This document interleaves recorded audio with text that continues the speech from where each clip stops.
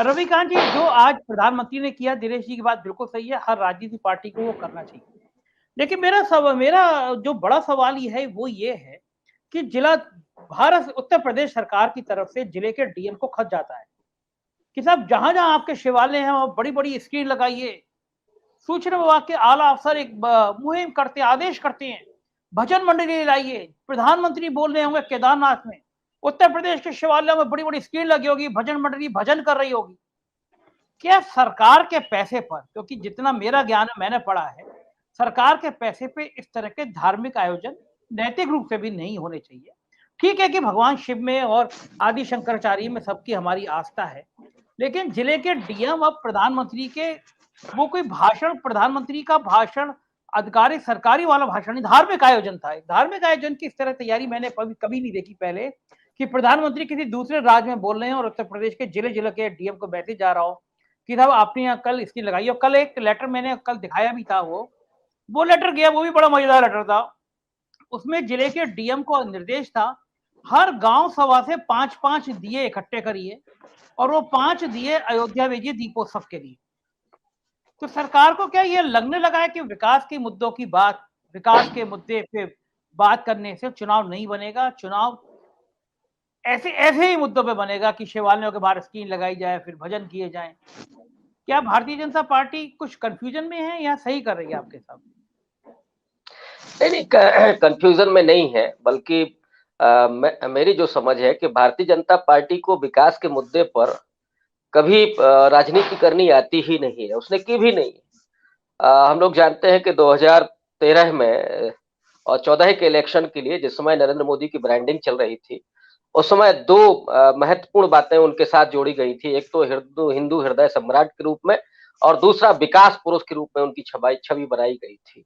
और हम लोग जानते हैं कि जो गुजरात मॉडल पेश किया गया था, उसमें स्विट्जरलैंड के सड़कों की तस्वीरें पेश की गई थी।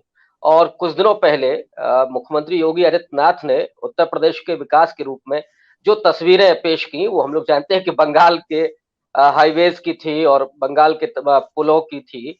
तो ये बड़ा आश्चर्यजनक नहीं है। मैं नहीं समझता हूं कि भारतीय जनता पार्टी धर्म से अलग कभी उस तरह की राजनीति करेगी, वो उसको आती भी नहीं।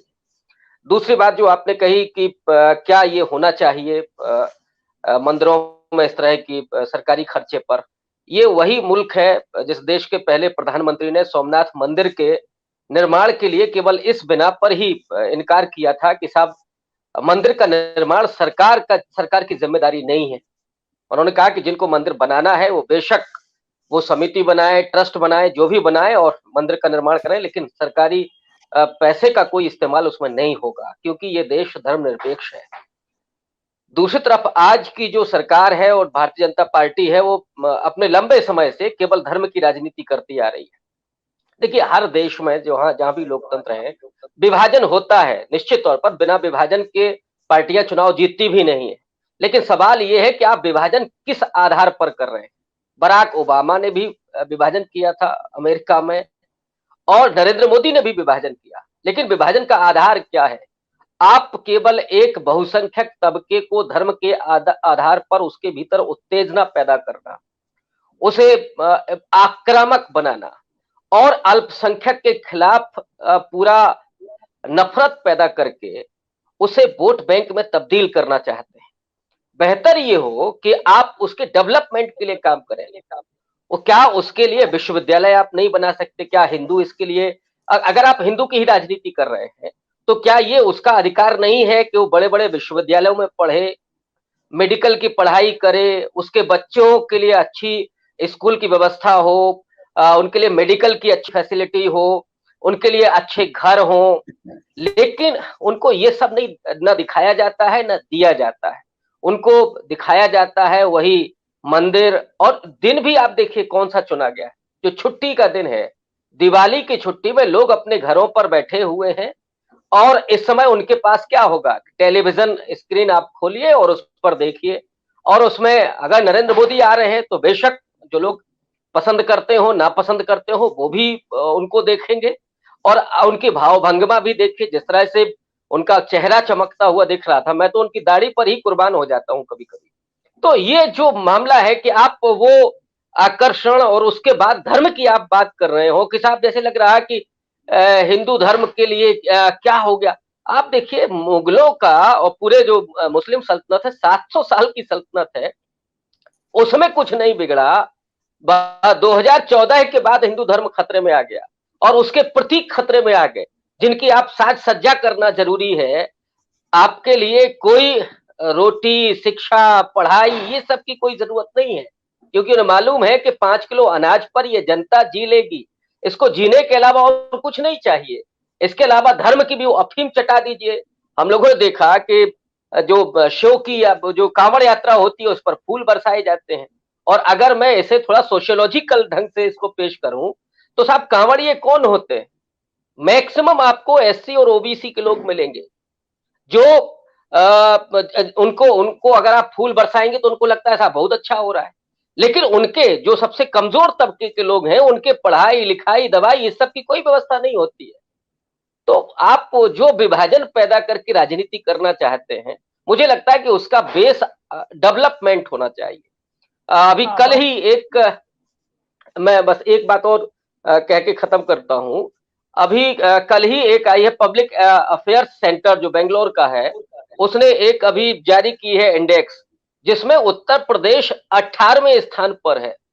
जो पूरा चल रहा था कैंपेन पिछले दिनों से कि उत्तर प्रदेश पहले नंबर पर है डेवलपमेंट में, इक्विटी में और स्थिरता में।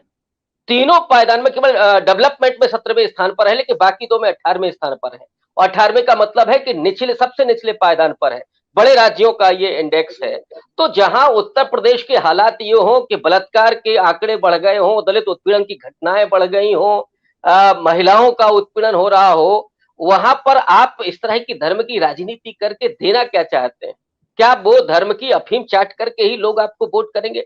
मुझे लगता है कि अब वो समय निकल गया है। अब इस तरह की जो हो रहा है पूरा, मुझे लगता है कि अब वो लोगों के दिमाग में नहीं है। लोगों के दिमाग में इस समय महंगाई है और बेरोजगारी है और उनकी गरीबी है, भुखमरी है, ये सवाल ज्यादा महत्वपूर्ण है। बिल्कुल बिल्कुल ठीक बात है। रविकांत जी, एक चीज और बता दीजिए, आप उनकी दाढ़ी पे फिदा हैं, तो कौन सी वाली दाढ़ी आपको अच्छी लगती है उनकी? बंगाल चुनाव से आज वाली या आज वाली अच्छी लग रही थी आपको? वो एक्चुअली क्या है ना कि मोदी जी ने बाकी राज्यों में तो चेहरे हटा देते हैं कि अगर एंटी इनकम्बेंसी है तो आप गुजरात की पूरी कैबिनेट को बदल दें, उत्तराखंड के मुख्यमंत्री बदल दें। उनको मालूम है कि उनके खिलाफ भी एंटी इनकम्बेंसी है, तो वो चेहरा अपना बदलता रहते हैं। वो कभी लंबी दाढ़ी से अगर आपको दिक्कत होने लगे तो फिर वो बढ़िया सी कट करके दाढ़ी ले आते हैं, उस पर आप फिदा हो जाएं। कुछ ना मिल रहा हो कोई दिक्कत नहीं, हमारा प्रधानमंत्री तो इस देश को विश्व गुरु बनाने की वो शंकराचार्य बन गया है पूरा। तो ये 8वीं शताब्दी में शंकराचार्य जो हिंदुस्तान बना रहे थे, अब उसी वेशभूषा में मोदी जी आ गए हैं विश्व गुरु बनाने के लिए इस देश को। जनता मरती है तो मरने दीजिए, शिक्षा नहीं मिलती है तो जाने दीजिए, ऑक्सीजन की कमी से लोग मरते हैं तो मर जाएं, हॉस्पिटल हो तो ना हो, कोई फर्क नहीं पड़ता है। चेहरा चमकना चाहिए। 9,000 आपके 9,000 करोड़ का हवाई जहाज होना चाहिए। ये सारी चीजें होनी चाहिए ना। प्रधानमंत्री को पावरफुल होना चाहिए। हमने कहा दुनिया में दूसरे नंबर का सबसे महंगा हवाई जहाज हमारे प्रधानमंत्री के पास है, और प्रति व्यक्ति आय में हम बांग्लादेश से भी पिछड़ गए। गरीब पोषण कुपोषण की स्थिति आप देखिए, बहुत छोटे छोटे अफ्रीकी देशों से भी नीचे चली गई है, और वो उस देश का प्रधानमंत्री दूसरे नंबर पर सबसे महंगे हवाई जहाज में यात्रा करता है। और अपना जो घर बना रहे हैं साहब, मैं तो उसको अपना ही घर कहूंगा, वो 30,000 करोड़ से ज्यादा का है। तो इससे अच्छा क्या है?